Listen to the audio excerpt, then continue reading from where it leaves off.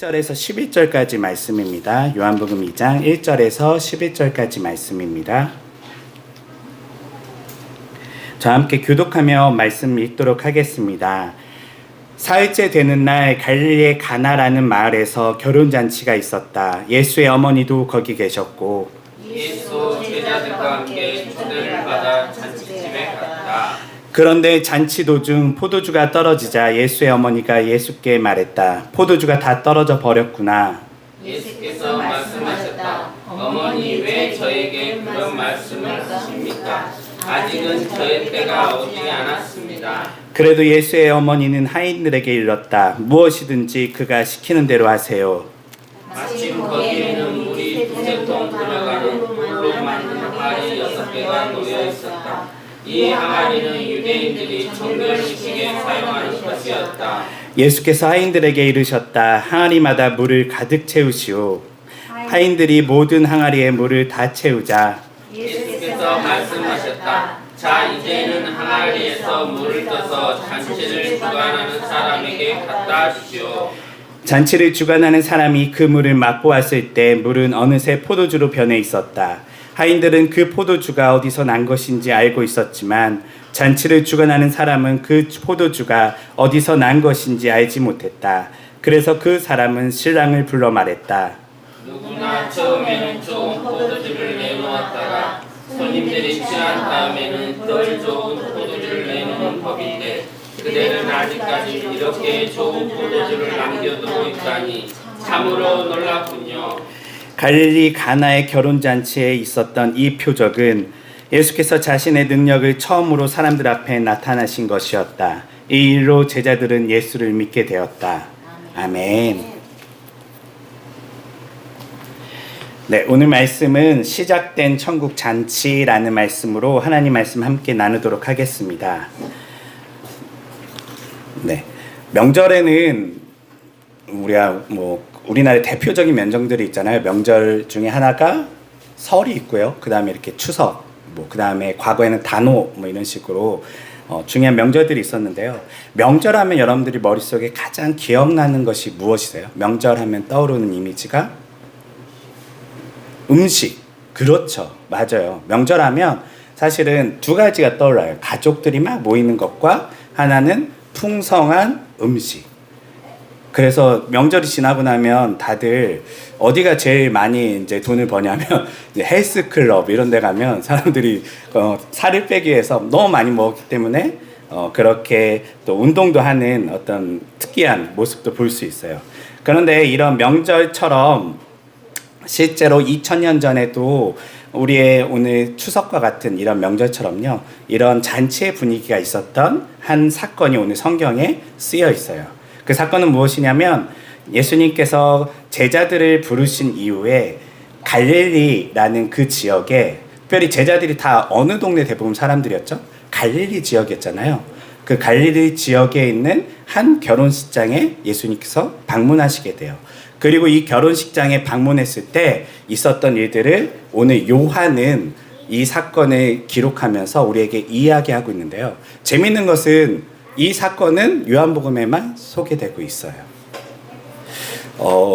여러분들이 아는 이 가나의 혼인잔치, 물을 포도주로 만든 이 사건은 여러분들은 어떻게 해석하고 기억하고 계신가요? 그리고 왜 요한은 이 이야기를 썼고 다른 지체들, 다른 사도들이나 다른 복음서를 소개하는 사람들은 이 이야기를 하지 않았을까요? 여기에 대한 어떤 우리가 궁금증을 가지고 오늘 본 말씀을 조금 더 깊이 들어가 보려고 해요. 자, 예수님의 이 이야기를 천국에 대한 이야기를 크게 4가지 복음서에서 소개하고 있는데요. 먼저 마태복음 같은 경우는 천국은 어떤 곳이라고 소개하고 있죠? 마태복음에 보면 천국이라고 사실 소개되는 것이 마태복음밖에 없어요. 하늘나라, 하늘천, 나라국 해서 천국, 하늘들의 나라, 그러니까 우리는 인간은 이 지상에 살고 당시 사람들은 하나님은 저 하늘에 계시다라는 생각을 가지고 있었어요. 그래서 천국을 그 하늘나라라고 표현하면서 이 천국은 과거, 마태복음에 소개하는 것을 보면 과거 우리 조상들로부터 하나님께서 말씀하신 그 하나님 나라인데 그 나라가 이제 누구를 통해 열렸다라고 얘기하고 있죠? 예, 예수를 통해. 그래서 다윗의 자손인 예수, 다른 말로 하면 다윗에게 하나님께서 말씀하신 영원한 언약, 다윗의 왕권이 끊이지 않고 영원하리라라고 말씀하셨던 그 하나님의 말씀이 어떻게 예수를 통하여 이루어지게 되는지, 다른 말로 하면 다윗 왕의 왕권을 이제 누가 쥐고 이 땅을 다스리게 된다는 거죠? 예, 진정한 왕인 예수가 다윗의 후손으로서 이 땅을 다스린다라는 것을 보여주고 있어요. 그래서 예수님의 왕되심을 굉장히 잘 표현하면서 하나님 나라를 표현하고 있는데요. 특별히 오늘 우리가 보는 이 요한복음과 같은 경우는 하나님 나라를 소개할 때 조금 다른 방식들로 소개해요. 앞선 복음서들은 이런 역사적인 관점, 때로는 이방인들이 이해할 수 있는 관점으로 소개한다면 요한은 어떻게 하나님 나라를 소개하냐면 항상 요한은 자기의 이 복음서 안에 자기를 뭘로 늘 표현하죠? 예수께서 가장 사랑하시는 제자라고 얘기를 해요. 이 말은 무엇이냐면요. 요한은 항상 이제 자신이 복음을 소개할 때에 누군가 아주 객관적이고 역사적이고 이런 것들에 기술하는데 어떻게 보면 집중한다면 요한 같은 경우는 주관적인 입장에서 내가 가장 사랑을 많이 받았는데 이 사랑받은 자로서 예수님의 행동을 봤을 때, 예수님의 그런 일대기를 보았을 때에 이것은 이렇게 해석된다라는 것들을 조금 다른 방식으로 소개하고 있어요. 그래서 이 가나의 혼인잔치는 다른 복음서에서는 다루지 않아요. 중요하게요. 하지만 지금 요한복음에서는 이것을 제일 먼저 다루고 있어요. 왜 그러면 요한복음은 이 말씀을 먼저 다뤘는지를 우리가 한번 요한의 입장에서 우리가 조금 더 들여다보도록 하려고 해요. 말씀해 보면 가나라는 지역이 있어요. 이 가나라는 지역은 우리가 헷갈릴 수 있어요. 성경을 자주 안 보다 보면 그러면 가나의 혼인잔치인데 우리는 항상 무슨 생각하면 가나안의 혼인잔치 이렇게 착각할 수도 있어요. 하지만 가나안은 갈릴리의 한 동네예요. 워낙 작은 동네였던 것 같아요. 지금의 고고학자들도 정확히 어딘지는 잘 몰라요. 하지만 이 한 갈릴리의 한 동네에 예수님과 예수님의 제자들이 초청받았어요. 그런데 재미있는 이 사실을 보면요. 이 결혼잔치에 누가 와 있죠? 예수님의 엄마가 와 있어요. 이것은 조금 특이해요. 예수님의 엄마가 와 있는데 이 엄마가 와 있는 여러 가지 이유가 있겠죠. 네. 지금 예수님과 제자들은 갈릴리 지역에서 제자들을 부르시고 어떻게 보면 활동하던 와중에 초청을 받은 거고요. 이 예수님의 어머니였던 마리아는 갈릴리에 지금 사실 원래 거기 가 있을 이유가 별로 없는데 이 결혼잔치에 들어가 있고 이 결혼잔치를 쭉 보다 보면 그냥 초청받은 사람이 아니라 이것을 주관하는 어떤 입장에서 지금 예수님의 어머니가 활동하고 있는 것을 보게 돼요. 이걸 통해서 우리가 한번 예측해 볼 수 있는 것은 이 혼인잔치는 단순한 남의 혼인잔치라기보다는 예수님의 친족이었던 예수님의 어머니의 사촌이나 어떤 친척 중에 한 사람의 결혼잔치였던 것 같아요. 그래서 멀리 사는 마리아라든지 다른 사람들도 다 불러서 이 잔치에 초청을 했는데 특별히 이 가족들은 당연히 이 잔치의 손님이라기보다는 잔치를 주관하는 입장이 있잖아요. 그래서 예수님의 어머니가 갑자기 등장해서 이 잔치를 주관하는 모습이 나타나요. 특별히 예수님께서 이 마리아가 예수님께 뭘 얘기하냐면 예수야 우리가 지금 포도주가 떨어졌다라고 이야기하면서 예수님께 질문을 던지죠. 이 질문을 던질 때 예수님의 반응은 어떻게 반응하고 있죠? 말씀해 보면 네, 같이 읽어볼게요. 4절 볼게요. 먼저 3절에서 예수의 어머니가 예수께 말했다. 포도주가 다 떨어져 버렸구나 라고 지금 예수님께 얘기를 했어요. 그랬더니 예수님이 뭐라고 말씀하시죠? 어머니 왜 저에게 그런 말씀을 하십니까? 아직은 저의 때가 오지 않았습니다. 이 대화가 오고 가는 이 모습이요 조금 이상해요. 지금 마리아는 예수님께 뭘 기대하고 얘기하고 있죠? 이 문제를, 포도주가 없어진 이 문제를 너가 좀 해결해 주렴 하고 물어보고 있어요. 이 질문에는 두 가지가 있을 수 있어요. 하나는 예수님의 어머니는 지금 바쁘게 여기서 뛰고 있어요. 예, 뭔가 이 잔치를 주관하기 위해서 바쁘게 일하고 있고, 우리로 치면 이제 뭐 우리도 결혼식이나 장례식이 있을 때 직접적인 그 친족들이 막 바쁘게 일할 때 부르잖아요. 야, 뭐 좀 가서 사와 라고 하듯이 가족을 불러서 이 문제를 해결하려고 하는 모습일 수도 있어요. 그래서 이 질문은 예수님께, 예수야 어떡하니 포도주가 떨어졌다. 그러면 이 말은 뭐예요? 예, 이 문제를 네가 좀 해결할 방법을 찾아보렴. 지금 마리아 같은 경우는 당장 뛰어가서 해결할 능력은 없었던 것 같아요. 그런데 이 대답을 보면 예수님이 뭐라고 하냐면, 어머니 이걸 왜 저에게 얘기하시나요? 저의 때가 아직 때가 이르지 않았습니다 라고 말하고 있어요. 이 말은 무엇이죠? 예수님께서는 이 말에, 이 오가는 대화가 지금 약간 이상해요. 어머니는 예수에게 가족의 일원으로서 부탁을 한 거예요. 지금 우리 가족들 이 잔치에 문제가 생겼어. 너가 이 문제를 좀 해결해 줬으면 좋겠어 라고 했을 때 예수님의 대답은 단호했어요. 내가 왜 이 문제를 해결해야 됩니까? 라고 사실은 일종의 거절이에요. 왜냐하면 지금 이 문제는 누구의 문제예요? 예수님의 친족들과 가족들의 문제예요. 사적인 문제거든요. 사적인 문제를 지금 누구에게 부탁하냐면 예수님께 부탁하고 있어요. 예수님의 대답은 아니요, 너에게 이런 이야기 하지 마세요 라고 하는 것은 여기서 어떤 의미를 갖냐면, 나는 이제 공생애가 시작되었다라는 것을 의미하기도 해요. 더 이상 예수님은 마리아의 자녀로서, 아들로서의 삶이 아닌, 이제 예수님은 하나님의 아들로서 이 땅에 하나님 나라를 가지고 오는 그런 놀라운 구주로서, 메시아로서의 역할을 해야 되는데 지금 마리아는 사적인 부탁을 하고 있는 거예요. 예수는 거기에 대해서 거절하죠. 예수님께서 거절하시고 그 다음 뒷말이 굉장히 의미심장해요. 예수님께서 뭐라고 말씀하시면, 아직 내 때가 이르지 않았습니다 라고 하고 있어요. 이 본문이 사실 굉장히 난해해요. 내 때가 이르지 않았습니다 라고 하는 것은 지금 마리아가 뭘 알고 있다는 거예요?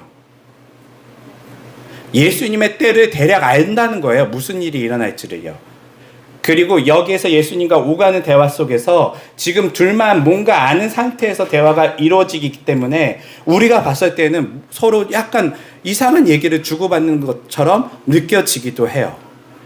그래서 이 본문은요, 사실은 굉장히 중의적인 여러 가지 의미가 쌓여 있는 본문이기도 해요.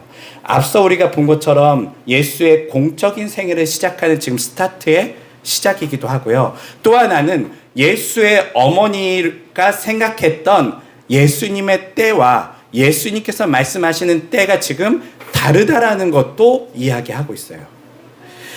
지금 예수님은, 이 마리아는 예수님께 무언가를 부탁했을 때 앞서 얘기한 것처럼 뭔가를 사오길 바랬을 수도 있고, 때로는 뭘 기대했을까요? 네, 예수님의 기적을 기대했을 수도 있어요. 근데 오늘 본문에 보니까 사실 사오는 이야기보다는요, 뭔가 기적을 기대한 것 같아요. 왜냐하면 잘 보세요. 예수님께서 때가 이르지 않았다라고 하는 말은 지금 마리아가 예수님에게 뭔가 그냥 단순한 어떤 뭔가를 사오는 그런 게 아니라 기적적인 것을 요구한 거예요. 그래서 나는 지금 메시아로서 이걸 할 때가 아닙니다라고 거절한 것이죠. 마리아는 어떻게 때를 알고 있을까요? 예수님에 대해서. 지금 아직 예수님이 뭐 대단한 기적을 일으킨 게 없잖아요. 오늘 소개하는 걸 보니까 이 기적이 첫 번째 기적이었대요. 아직 기적이 없었어요. 그런데 마리아는 어떻게 알고 예수님께 이걸 기대했을까요? 뭘 알고? 가끔 집에서 해줬을까요? 예수님이요? 물을 포도주로 바꿔서 주고 이랬을까요? 그러진 않았을 거예요. 첫 번째 기적이라고 소개한다는 것은 사실 아직까지는 기적이 일어나지 않았지만 마리아는 뭔가 알고 있어요. 뭘 알고 있죠? 마리아는요? 네. 사실 아직은 제자들이나 사람들은 예수가 누구인지 정확히 몰라요. 그런데 마리아는요, 예수가 누구인지를 이미 그의 태생부터 알고 있어요. 특별한 태생이었잖아요. 남자를 알지 못할 때에 마리아는요, 자신의 몸에 갑자기 아이가 생긴 것을 기적적으로 경험하게 되고요. 그때 누가 나타나죠?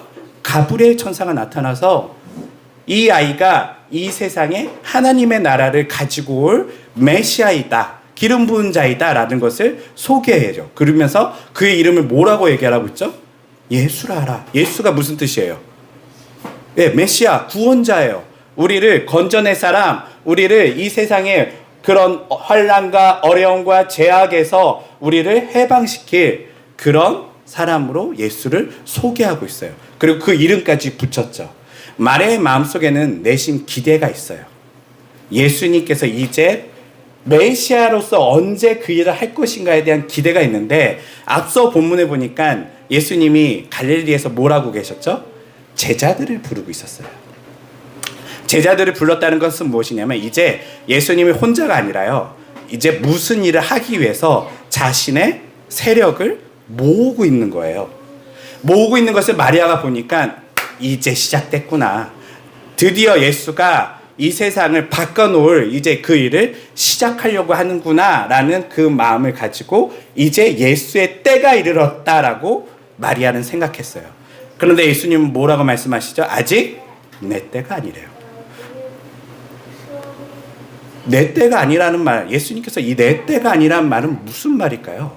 분명히 공생애가 시작됐잖아요. 근데 예수님은 자신의 때가 아니래요. 그 말은 무슨 말일까요?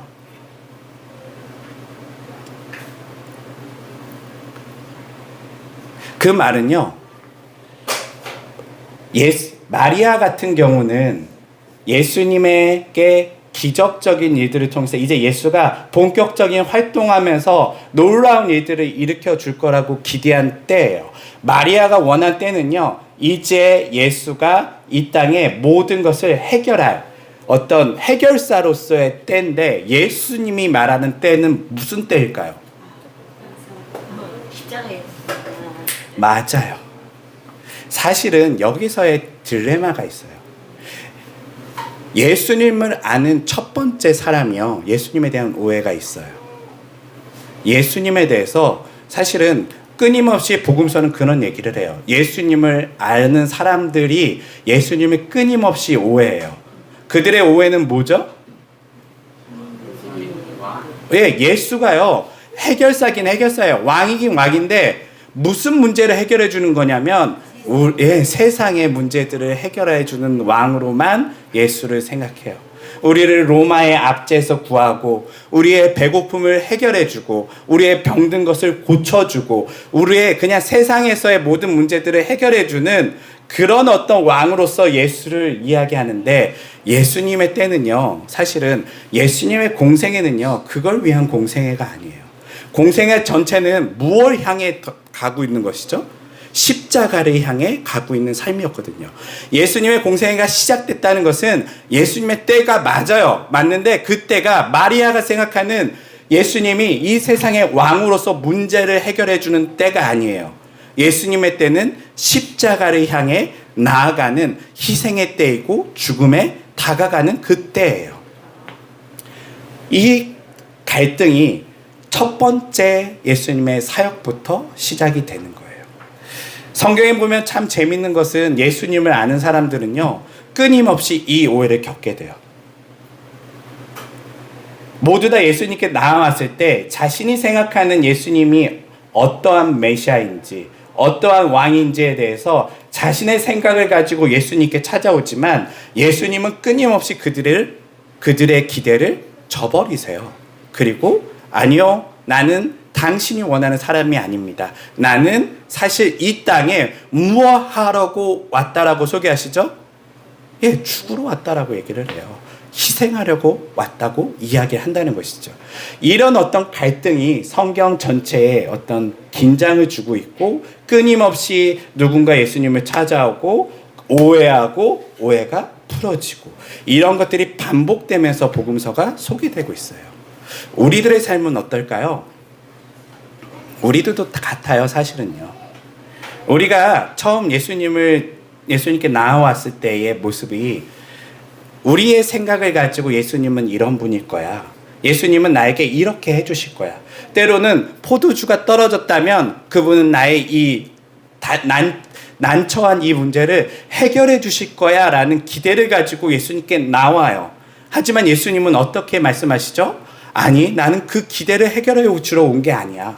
더 근본적이고 더 중요한 문제를 해결하기 위해서 이 땅에 왔다라고 예수님이 자신을 늘 우리에게 알려주시죠. 그래서 예수님께 가까이 가면 갈수록 우리는 뭐가 커지죠? 사실은 실망이 커져요. 아, 예수님 이 정도는 해주실 줄 알았는데 왜 해주시지 않으시죠? 그리고 예수님은 끊임없이 아니야, 나는 그 문제를 해결하러 온 것이 아니라 나는 너에게 근본적인 문제, 즉 하나님 나라를 이 땅에 가지고 오는 이것을 해결하기 위해서 나는 왔어 라는 것을 우리에게 말씀하시죠. 이것이 반복되면서 예수님과 마리아, 예수님과 제자들의 삶에서 끊임없이 일어나고 있어요. 오늘을 사는 우리들에게도 이 문제는 동일하게 반복되고 있죠. 그런데 재밌는 것은 예수님이 그래서 안 해주셨나요? 해주세요. 이게 참 재밌어요. 왜 해주셨을까요? 이게 사실은 아주 숨겨진 의미 중에 하나예요. 사실 여기서 딱 거절해야 되거든요. 아니요, 제 때가 아니에요. 무슨 포도주 같은 거 만들라고 날 부르셨어요. 제가 메시아의 사역을 첫 번째 시작하는데 이렇게 뭐 이런 거 해결하라고 제가 온 게 아니잖아요. 라고 예수님께 어머니께 따지고 거절할 수 있는데요. 거절은 했는데 예수님께서 하시는 행동을 보니까요. 물을 포도주로 만들어주세요. 왜요? 왜일까요? 분명히 거절했잖아요. 왜 만들어주셨을까요? 그리고 이것이 의미가 아주 크다라고 지금 요한은 기록하고 있어요. 다른 제자들은 이거에 대해서 그냥 넘겼어요. 이것까지 뭐 기록할 필요 있나? 근데 요한은요, 이게 아주 중요하다라고 생각하고 이것을 첫 번째 예수님의 사역으로 소개하고 있어요. 왜? 물을 포도주로 만든 사건이 왜 예수님에게 중요한 사건이었을까요?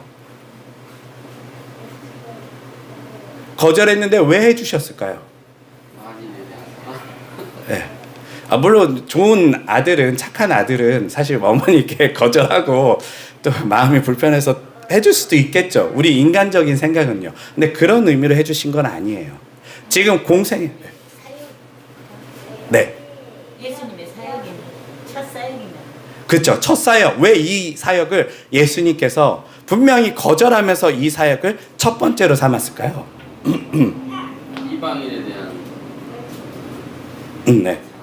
지금 마리아 롯데 보면 유대인인데 다른 일에 대한 그 파역에 이제 옮겨가는 이야기하죠. 가족이 아닌. 근데 지금 또 가족의 이거는 거절했지만 사실 또 가족 지금 대소사에 지금 예수님이 해결해 준 부분이 있거든요. 왜? 우리 부모님은 네. 이제 그 그리스도 십자가에서 예수님께서 본인의 모든 우리 물로 되어 있는 네. 물이 빠지고 피까지 이렇게 뛰는 그런 현상이 우리 같은 이제 어떻게 보면 그리스도의 피가 아닌 존재들에게 이거를 완전히 변화시키는 굉장히 의미를 담은 해석일 수 있어요. 거듭남의 의미. 그렇죠. 뭔가 변화되었다. 이 의미가 분명히 있어요. 이렇게 생각할 수도 있어요. 틀렸다는 게 아니에요. 예. 그래서 다른 또 의미들을 좀 찾아보려고 해요. 그런데 여러분들이 지금 하나 놓치고 있는 게 있어요. 본문은 지금 의미의 첫 번째는 얘기하고 있어요. 잔치에 꼭 필요한 거. 네, 본문의 마지막에 볼게요. 제가 읽은 거. 네. 제가 읽은 본문 마지막 11절 볼게요. 11절에 보면 뭐라고 써 있죠? 같이 읽어볼게요. 네. 이 표적은 예수께서 자신의 능력을 처음으로 사람들 앞에 나타나신 것이었다. 이 일로 제자들은 예수를 믿게 되었다. 우선 기본적인 표면적인 이유는 뭐예요? 누구를 위해? 제자들을. 지금 이 대상이요. 아직 대상이 거기 잔치에 나온 사람들을 대상으로 하는 건 아니에요. 예수님께서 이 일을 행하신 거는 제자들을 위해서 행하신 거예요. 그리고 제자들이 이걸 가지고 믿음이 커졌다라는 것을 이야기하고 있어요. 이게 먼저 표면적인 이유예요. 왜 믿음이 커졌을까요? 네, 아주 단순해요. 분명히 물이었는데 그게 포도주로 바뀌는 기적을 봤기 때문에 그들의 마음속에 야, 저 사람 진짜 뭔가 있나 보다. 저 사람 정말 메시아인가 보다 라는 마음을 단순히 품을 수 있죠. 이게 표면적인 이유라면 숨겨진 이유는 뭘까요?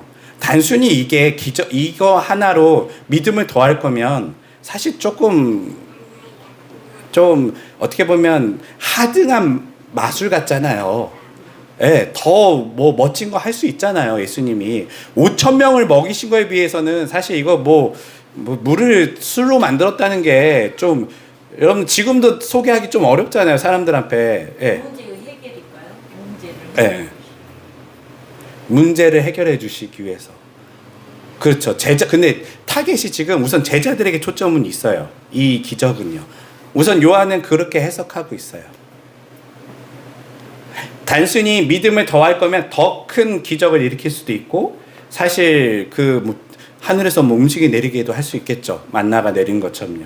하지만 예수님께서는 앞서 얘기한 처럼 물을 포도주로 변화시킨 사건을 보여주면서 우선 그들에게 기적을 보여줘서 믿음을 더하기도 했고 또 앞서 얘기한 것처럼 의미적으로는 그 물이 변화되는 것은 다른 우리도 변화될 수 있다라는 것을 내포해 주는 의미가 있을 수 있어요. 그리고 제가 오늘 좀 하고 싶은 이야기는 조금 다른 의미예요. 네. 무엇이냐면요. 이제 하나님 나라의 공생애가 시작되었어요. 그리고 이것이 가나의 혼인잔치가 첫 번째 기적이었다는 것이죠. 그리고 이 가나의 혼인잔치에서 예수님께서 하셨던 이 기적의 핵심은요. 명절에는 잔치에는 뭐가 없어지면 안 된다는 거예요. 음식이에요. 왜요? 왜 음식이 없어지면 안 되죠? 먹고 마셔야 즐거우니까. 네, 잔치의 핵심은요, 먹고 마시는 거예요. 즐거운 거예요. 다른 말로 하면 즐거움을 위해서 음식은 존재하죠.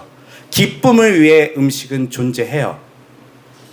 물론 우리들의 삶을 보면 명절에 기쁨을 위해 음식이 존재해야 되는데 음식을 위해 내가 존재하는 것처럼 지금 많이 바뀌었지만 실제 명절에 음식이 가득한 건요. 기쁨이 끊이지 않게 하기 위해서 사람들이 앉아서 모여서 먹고 이야기 나누고 또 그 가족끼리 인사하면서 또 음식을 먹으면서 그 기쁨을 지속하기 위해서 음식을 한단 말이에요. 예수님께서 말씀하시고자 하는 이 공생의 첫 번째 사역의 핵심은 저는 이렇게 봐요. 기쁨을 지속시킨다. 즉 다른 말로 하면 하나님 나라는요. 천국 잔치의 시작이다라고 말하고 싶어요. 그거를 제자들한테 말하고 싶었던 거라고 저는 보여요. 왜냐하면 예수님이요. 자신의 삶을 자신의 사역을요. 쭉 이야기하면서 늘 항상 뭘 얘기하냐면요. 잔치와 비교해서 많이 이야기를 해요. 특별히 여러분들이 아는 것처럼 마가복음 2장에 보면 여기도 초반에 나와요. 마가복음의 초반에 뭐가 나오냐면요. 바리새인들과 그리고 세례 요한의 제자들이요. 금식을 해요. 금식을 하면서 하나님 나라를 그들이 간구해요. 그런데 예수님의 제자들은 어떻게 하고 있다 하면서 그들이 비판하죠? 먹고 있어요. 금식하지 않아요. 그래서 비판해요. 아니 당신 제자들은 왜 이렇게 진지함이 없습니까? 지금 하나님 나라를 위해 우리가 열심히 싸워야 하고 비장한 마음으로 이 로마의 압제에서 우리가 벗어나야 되고 이 우상 숭배를 끊고 하나님 나라가 여기에 도래하기를 우리가 간절히 하나님께 나아가는 그 마음으로 밥을 굶으면서 나아가고 있는데, 당신은 하나님 나라를 이야기하면서 어떻게 매 끼니 먹고 매 끼니 마시고 있습니까?를 비판하고 있어요. 그때 예수님이 뭐라고 말씀하시죠? 예수님께서요? 신랑이 잔치에 있을 때 신랑의 친구들은 기뻐하는 게 핵심이라고 얘기를 해요. 슬퍼하면 안 된대요. 결혼식장에 신랑이 친구들이 와 있는데 내 친구 결혼하네 막 울고 있으면 그 뭐가 되겠어요? 여기에서는 기뻐하고 즐거워하는 것이 매우 합당한 일이다 라고 자신을 그 결혼잔치에 예수님의 신랑이고 그리고 제자들은 친구들이다 라는 것을 소개하고 있죠. 그리고 예수님은 이뿐만 아니라 이 땅이 끝나고 하나님 나라가 도래했을 때도 뭘로 비유하냐면요, 잔치로 비유해요. 하나님 나라가 이제 하나님 나라의 잔치가 열릴 것이고 우리는 초청받을 거래요. 그리고 그 초청받은 그 잔치에서 우리가 함께 예수님과 먹고 마시는 장면으로 사실은 하나님 나라가 이렇게 그림을 그려주는 거예요. 네. 하나님 나라의 시작은 잔치로 지금 시작됐고요. 하나님 나라의 끝도 잔치, 특별히 끊이지 않는, 기쁨이 끊이지 않는 잔치로, 슬픔이 없는, 고통이 없는, 아픔이 없는 잔치가 지속되는 것으로 그들에게 하나님 나라를 소개하고 있어요. 하나님 나라는 이렇게 사실은 기쁨의 나라예요, 사실은요. 우리는 예수님께서 제자들에게 말씀하시고 싶었던 거는요, 하나님 나라를 이제 공생애를 시작하는 예수님과 또 그의 같이 동역자들이잖아요. 이 제자들이요, 어떻게 하나님 나라를 시작해야 되느냐, 하나님 나라의 중요한 원동력은 무엇인가라고 첫 번째 사역을 통해서 그들에게 강력하게 보여주는 거예요. 하나님 나라는 비장한 나라가 아니라 하나님 나라는 어떤 나라라고요? 기쁨이 끊이지 않는 나라다. 술은 끊어지면 안 돼. 여기서 문제가 생기면 안 돼. 누구도 슬퍼하는 일이 있으면 안 돼. 여기 온 모든 하나님 나라의 이 잔치에 참여한 모든 사람들은 기뻐할 권리가 있고, 그리고 재밌는 대사가 하나 나오잖아요. 예수님께서 만드신 이 포도주를 먹은 사람들이 뭐라고 얘기하죠? 내가 처음 먹었던 그 술보다 이게 더 좋은 것 같은데? 보통은 처음에 좋은 거 줬다가 취하고 나면 맛을 잘 못 느끼니까 나쁜 거 주는데, 여기는 거꾸로네. 처음에도 좋은 거 주더니 나중엔 더 좋은 걸 주네. 하나님 나라의 특징을 보여주는 거예요. 보통 우리는 사실 이렇게 생각하지 않아요. 하나님 나라를 생각할 때요, 잔치에 포도주가 끊어진 어떤 모습으로 하나님 나라를 우리는 많이 생각해요. 처음에 하나님 믿으면 어떻죠? 기뻐요. 아직 술이 끊어지지 않았어요. 취한 것 같아요. 근데 어느 정도 먹다 보니까 뭐가 끊어지죠? 이제 포도주가 끊어진 것 같아요. 그러면서 잔치가 끝나버려요. 하나님 믿어서 첫 번째의 그 감격과 기쁨은 사라지고요, 점점점 우리는 근심하고, 마치 이 잔치가 끝난 사람들처럼 근심하고 금식하고 그리고 슬퍼하면서 고뇌하면서 우리가 살아가고 있는 모습을 보게 된다는 것이죠. 예수님께서 말씀하신 하나님 나라는 그런 나라가 아니에요. 처음에도 기쁨이고요, 중간에도 기쁨이고요, 마지막에도 기쁨의 나라예요. 이게 예수님을 소개한 하나님 나라의 특징이에요. 여러분들이 만약에 지금 기쁨이 끊어진 상태라면 지금 누굴 찾으셔야 돼요? 예수야, 포도주가 끊어졌다. 예수야, 포도주가 끊어졌다. 어떡하니 지금? 지금 예수님을 찾으셔야 돼요, 사실은. 우리 이 하나님 나라의 잔치는 기쁨이 끊어지면 안 돼요. 왜냐하면 예수님께서는요, 우리에게 고생시키고 우리 힘들게 하려고 우리를 하나님 나라에 초청하신 게 아니에요. 그 잔치에 부르신 게 아니에요. 처음에 잘 먹여서 쟤네들 일시켜야지. 이거 아니에요. 여러분들을요, 끊임없이 기쁨을 주고. 그래서 예수님께서 늘 하셨던 말씀이 이거잖아요. 제발 너희들 뭐 하지 말라? 기쁨의 반대가 뭐예요? 근심하지 말아라 라고 늘 얘기하세요. 이해가 안 되죠? 지금 예수님은 죽음을 향해 나아가고 있는데요, 제자들에게는 근심하지 말아라, 걱정하지 말아라, 하나님을 믿으니 또 나를 믿어라, 뭐 이런 얘기를 하신단 말이에요. 이게 뭐냐면 이 잔치에 지금 누가 있는 거예요? 예수님이 와 있는데 왜 근심하는 거예요? 왜 걱정하는 거예요? 그들이 지금 근심과 걱정하는 것은요, 여전히 세상적인 것을 걱정하고 있는데, 사실은 예수님은요, 그들에게 시선을 돌려서 아니야, 이제 너희들은 나의 잔치에 초대됐고 이제 너희들의 인생은 기쁨으로 채워가야 해 라고 우리에게 삶의 방향성을 알려주시는 거예요. 우리는 성경을 보면서 믿음의 사람들, 특별히 바울과 베드로와 초대교인들을 보면서 아이고 맞아, 하나님을 믿으면 저렇게 자신의 삶을 내던져서 헌신적이고 그렇게 살아야지라고 우리는 많이 생각하잖아요. 그렇게 배웠잖아요. 그런데 여러분들 오해가 있어요. 그분들이요, 그렇게 살 수 있는 원동력은 어디에서 오냐면요, 기쁨에서 오고 있는 거예요. 이 기쁨이 너무나 커서 자신의 삶을 내던져도 행복한 거예요.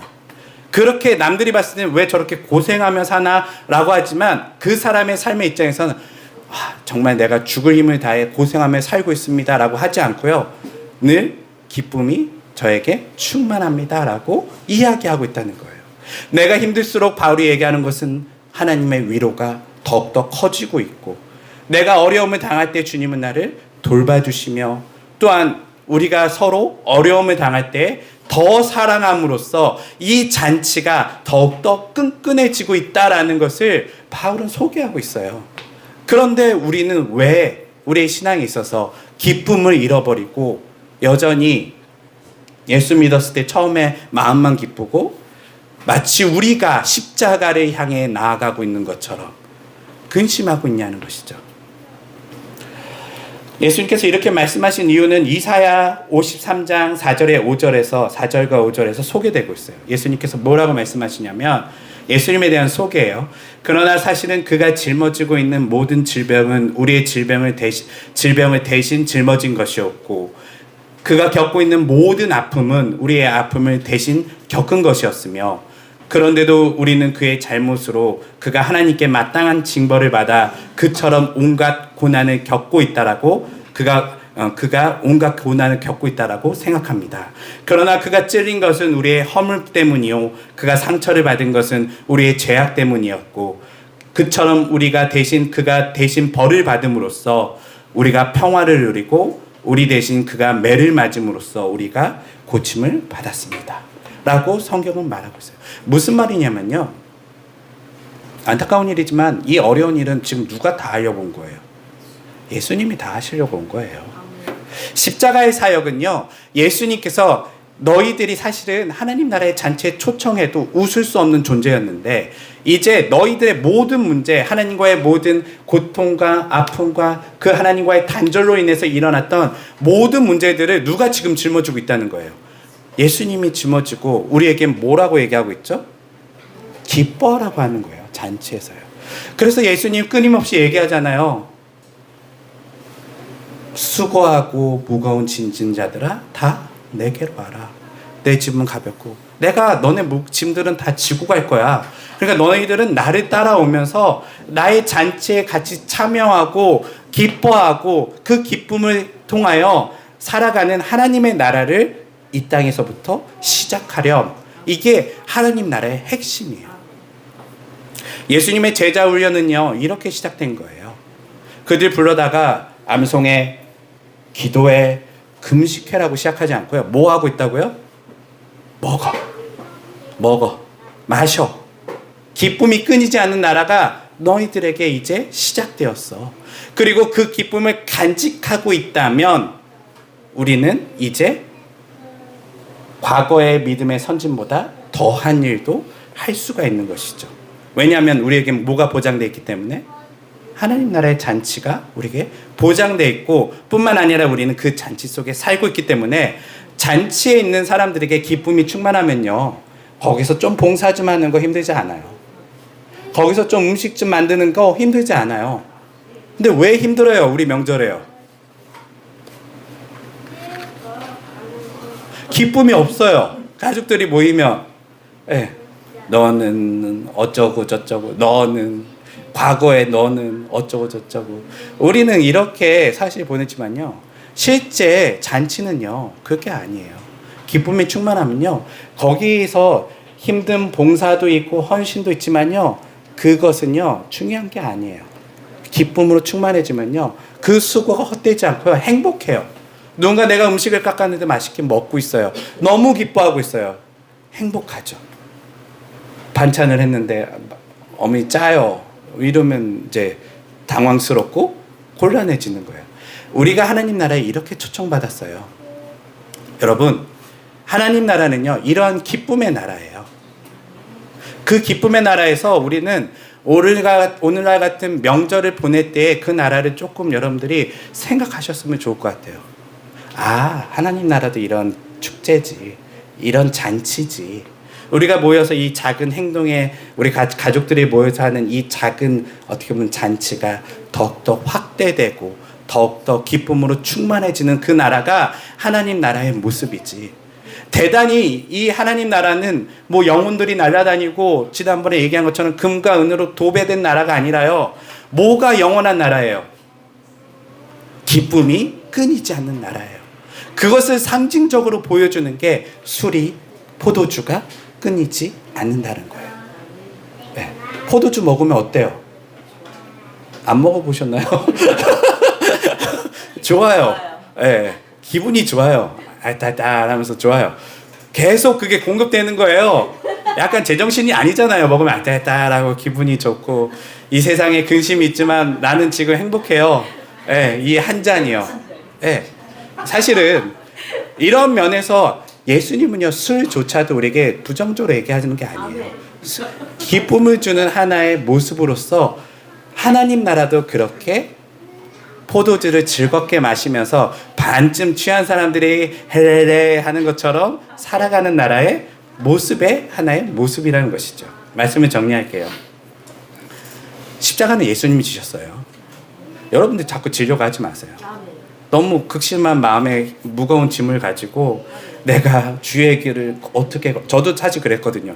내가 목사가 되고 하면 주의 길을 걸을 때 이 무거운 짐을 어떻게 지고 내가 갈 것인가. 근데 봤더니 예수님이 그거 아니래요. 예수님이 십자가의 길은 갔어요. 나는 뭘 가는 거냐면요, 그 잔치에 참여해서 내가 하는 어떻게 보면 봉사는요 그 잔치의 봉사예요. 여러분, 하나님 나라의 음식이 많이 있어요. 와서 드세요 라고 지금 설교하고 있는 것이고, 그 봉사를 통해서 우리에게 뭘 지금 증진시키고 있는 것이죠? 기쁨을 충만케 하는 거예요. 아직 술이 끊어지지 않았어요. 아직 포도주가 많이 있어요. 더 좋은 게 남아 있어요. 기대하고 나아가는 그것이 하나님 나라의 특징이라는 것이죠.